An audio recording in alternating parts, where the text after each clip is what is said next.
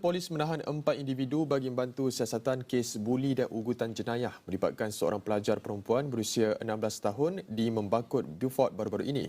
Ibu Pejabat Polis Daerah IPD Beaufort dalam kenyataan pada Isnin mengesahkan pihaknya menerima laporan daripada mangsa yang mendakwa menjadi sasaran perbuatan meminta wang secara berulang kali dan ugutan daripada sekumpulan individu.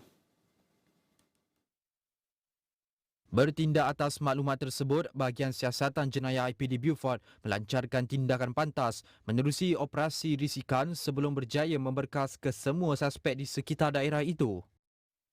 Kes disiasat di bawah Seksyen 507B Kanun Keseksaan kerana melakukan gangguan atas buli yang mencetuskan ketakutan serta tekanan selain Seksyen 506 Kanun sama bagi kesalahan ugutan jenayah.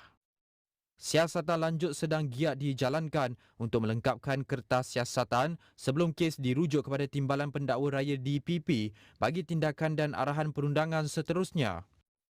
Polis Diraja Malaysia PDRM mengingatkan orang ramai, khususnya pihak sekolah dan ibu bapa, agar sentiasa peka dengan keselamatan pelajar serta segera melaporkan sebarang salah laku buli atau pemerasan.